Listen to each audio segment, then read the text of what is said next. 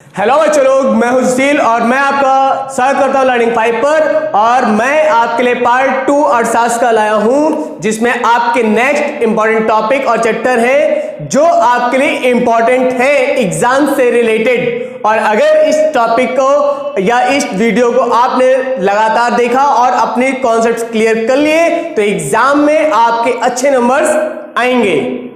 तो बच्चों, ये आज मैं टॉपिक जो आपको बता रहा हूं वो आपका नेशनल इनकम का, राष्ट्रीय आय, जिसमें हम यहां एक व्यक्ति का नहीं, हम पूरे ग्रुप का यहां पर वेयर करेंगे, पूरे देश की इनकम के बारे में बात करेंगे, जो कि आपका प्रोडक्ट सर्विस से रिलेटेड होता है, जिसमें आपके बारे में मैक्सिमम चीजों का ज्ञान होगा, जिसमें आपका depreciation, direct taxes, indirect taxes, ये सारे यहां पर आते हैं, जिनके बारे में आपको यहां पर पता चलेगा।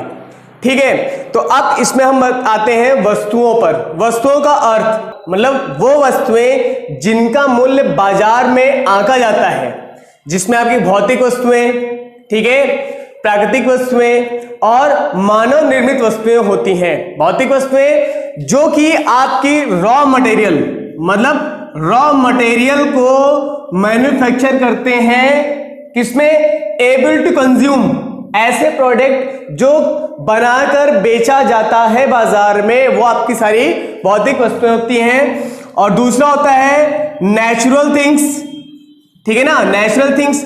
अब इन्हें डायरेक्ट कंज्यूम कर सकते हैं, जैसे फल, फ्रूट्स, ये सब वस्तुएं आपकी नेचुरल थिंग्स होती हैं। मानव निर्मित आपका जो मैन्युफैक्चरिंग होता है, ठीक है ना, ह्यूमन नेचर के हिसाब से, जैसे मोबाइल, मोटर, गाड़ियां, ये सब हमारी क्या है, ये मानव निर्मित प्रोडक्ट होते हैं। तो इन सभी के आपके प्रोडक्ट का जो वैल्यू कैलकुलेट किया जाता है वो बाजार मूल्य पर होता है। तो ये होती है आपकी उपभोग की गई वस्तुएं। आपकी इसमें दो वस्तुएं होती हैं, एक फाइनल गुड्स होता है जिसे अंतिम वस्तुएं हम कहते हैं,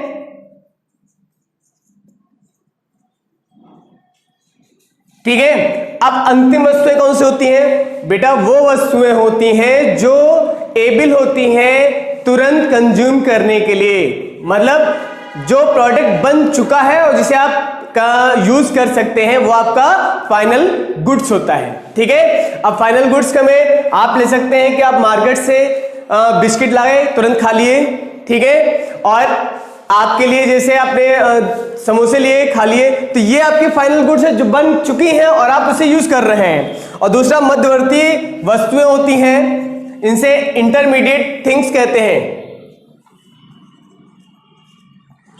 अब बेटा ये मध्यवर्ती जो गुड्स होते हैं, ये ऐसे गुड्स होते हैं जो रॉ मटेरियल से बनने के लिए जाते हैं, मतलब इसे बोलते हैं वर्क इन प्रोग्रेस। ऐसे प्रोडक्ट जो अभी फिनिश नहीं है, वो प्रोडक्ट आपके वर्क इन प्रोग्रेस में आते हैं, इंटरमीडिएट गुड्स में आते हैं, ठीक है। अब जैसे एग्जांपल मैं आपको दे रहा हूं कि एक जो बिस्किट फैक्ट्री है, बिस्किट बनाती है, ठीक है। अब बिस्किट बनाने जा रही है, जिसके लिए उसने लिया है sugar plus water plus heat, ठीक है, और प्लस फैक्ट्री लेबर। तो जब ये सब चीजें लेगा, इन सब चीजों को असेंबल करेगा, तो इसे इस कंडीशन में इंटरमीडिएट गुड्स होते हैं और जो प्रोडक्ट को फिनिश करने के लिए जाते हैं। तो ठीक है बेटा, तो ये आपका हो गया मध्यवर्ती वस्तुएं।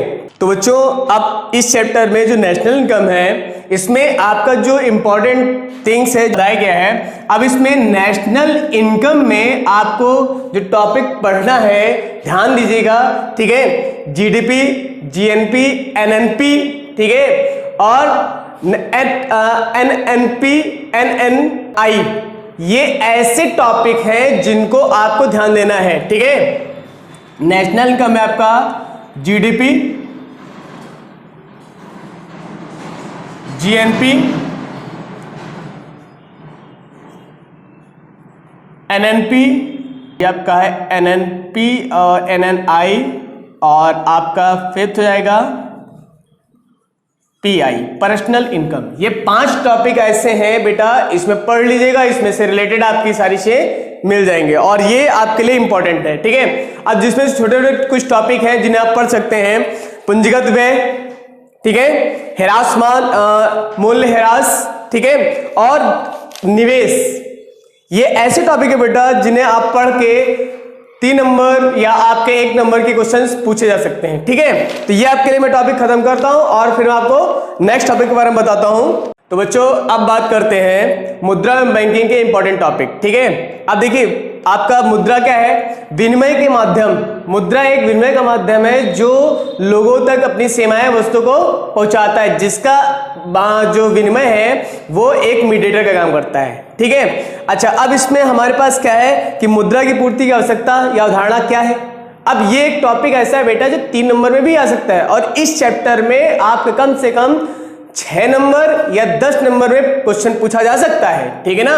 अच्छा अब इसमें आपके लिए दिया गया है कि मुद्रा की पूर्ति का अवधारणा का मतलब यह है कि जिसमें एक देश में निश्चित समय में जो लोगों तक सेवाएं और वस्तुएं उनके मुद्रा के विनिमय के माध्यम में पहुंचाई जाएं, तो वो हमारा होता है मुद्रा की अवधारणाएं।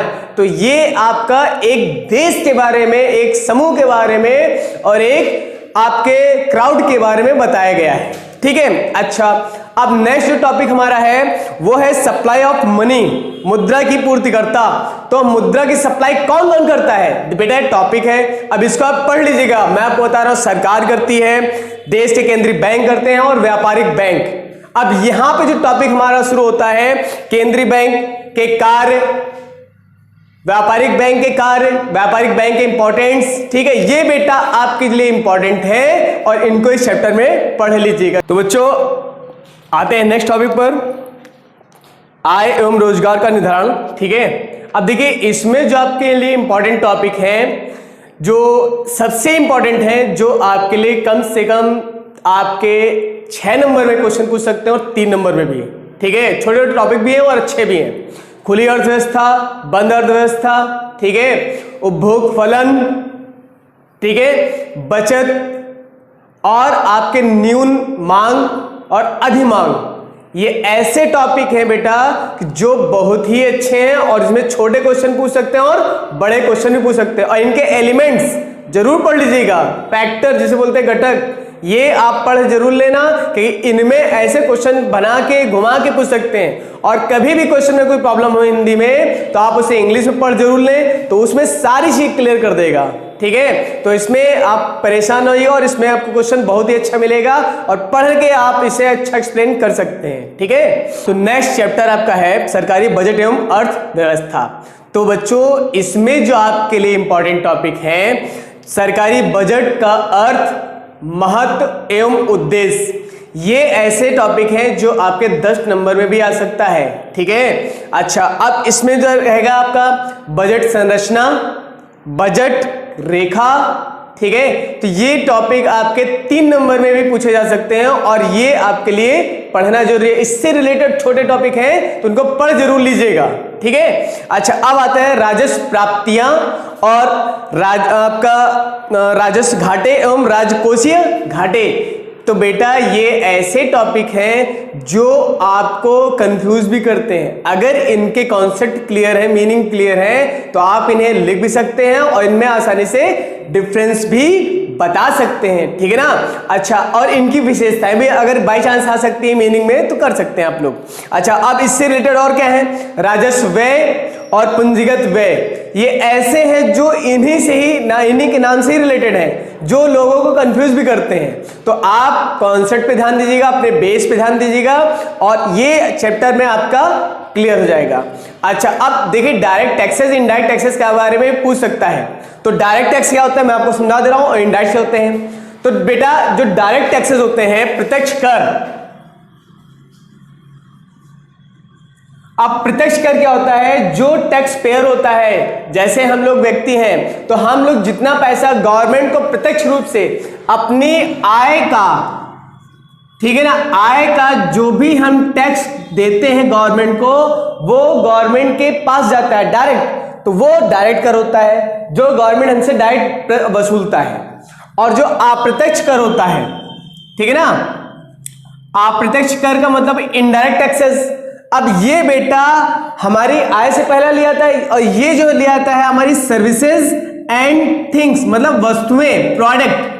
तो जब हम कोई सर्विस या कोई प्रोडक्ट यूज करते हैं तो वो खरीदते हैं और बेचते हैं, दोनों ही काम करते हैं। तो ऐसे कंडीशन में वहां पे जो GST, sale tax, purchase tax, ठीक है, और जितने भी प्रकार के टैक्सेस होते हैं वो सारे टैक्स हमें एक दूसरे के माध्यम से गवर्नमेंट को इनडायरेक्ट रूप में देते हैं। तो ऐसे टैक्सेस बेटा इनडायरेक्ट टैक्सेस होते हैं, अप्रत्यक्ष कर होते हैं, और ये टैक्स गवर्नमेंट तक जरूर पहुंचते हैं। और जितने भी आप खरीदेंगे या प्रोडक्ट को खरीदा या बेचा जाएगा उतने ही रेट के हिसाब से गवर्नमेंट के पास टैक्स पहुंचता है। और हर व्यक्ति इनडायरेक्ट टैक्स जरूर देता है, भले ही आप डायरेक्ट टैक्स ना देते हो, बट इनडायरेक्ट टैक्स गवर्नमेंट को जरूर देते हैं। और जो गवर्नमेंट हमारे डेवलपमेंट पर, मतलब हमारे राष्ट्र विकास पर खर्च करती है, और वो सारे खर्चे हमें गवर्नमेंट की सुविधाओं के रूप में मिलते हैं। तो और इन्हीं से रिलेटेड हमारे राष्ट्रीय घाटे, राष्ट्रीय पूंजीगत व्यय, ये सारी चीजें आती हैं। तो गवर्नमेंट में बेटा अच्छा एक टॉपिक मैं आपको और समझा दे रहा हूं इसमें, ठीक है। जो आपका बजट गवर्नमेंट का बनता है, ठीक है, गवर्नमेंट का जो बजट बन रहा है, ठीक है, अब उस बजट को घाटे का बजट भी कहा जाता है। कैसे? देखो बेटा, गवर्नमेंट की जो इनकम होती है वो एक्सपेंसेस से हमेशा कम होती है, और जहां पर एक्सपेंसेस से कम बजट बनता है या इनकम आती है उसे घाटे का बजट कहते हैं। और भारत एक ऐसा देश है जहां पर हमेशा घाटे का बजट होता है, जो अप्रत्यक्ष रूप से और प्रत्यक्ष रूप से पूरी पब्लिक पर या पूरे देश पर इसका प्रभाव पड़ता है। जो वस्तुएं और सेवाएं हम तक पहुंचाई जाती हैं उन सभी का टैक्स गवर्नमेंट हम ही लोगों से वसूल करती है, और ये जितने भी आते हैं वो सारे गवर्नमेंट की इनकम और एक्सपेंसेस में आते हैं। तो जो मैंने आपको टॉपिक बताया कि राजस्व व्यय और राजस्व आय, तो वो टॉपिक आप देखिएगा, उसमें आपको सारी चीजें आपको पता चल जाएंगी कि गवर्नमेंट का जो बजट बनता है, घाटे का बजट, वो कैसे बनता है। ठीक है बच्चों, तो बच्चों चलते हैं नेक्स्ट चैप्टर पर, भुगतान संतुलन, बैलेंस ऑफ पेमेंट। ठीक है, अब बेटा देखिए ये जो आपका दिया गया है चैप्टर, इसमें आपका पेमेंट का ही डिस्टेंस दिया गया है या इसके बारे में बताया गया है।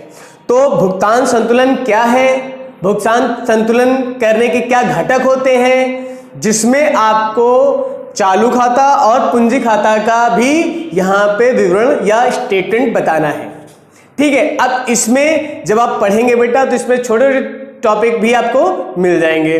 अच्छा, अब दूसरा इसमें पेमेंट होता है देश के अंदर के बाद, अब देश के बाहर भी पेमेंट होता है तो उससे बोलते हैं विदेशी भुगतान। तो अब विदेशी भुगतान पेमेंट में भी संतुलन हमको दिखाना है, जिसमें हमारे पास विनिमय दर, विनिमय का माध्यम, ठीक है, और विदेशी विनिमय के मांग के घटक, ये ऐसे क्वेश्चन है बच्चा जो आपके बहुत ही रिक्वायरमेंट में है या पूछे जाते हैं, जो 6 नंबर क्वेश्चन में अधिक से अधिक टाइम आ चुके हैं। ठीक है, अच्छा इनमें बड़ा क्वेश्चन भी बन सकता है भाई, भुगतान पेमेंट के लिए आएगा तो इसमें आपका पेमेंट के बारे में, विदेशी भुगतान करने के क्या मेथड होते हैं, ठीक है, ये भी पूछ सकता है।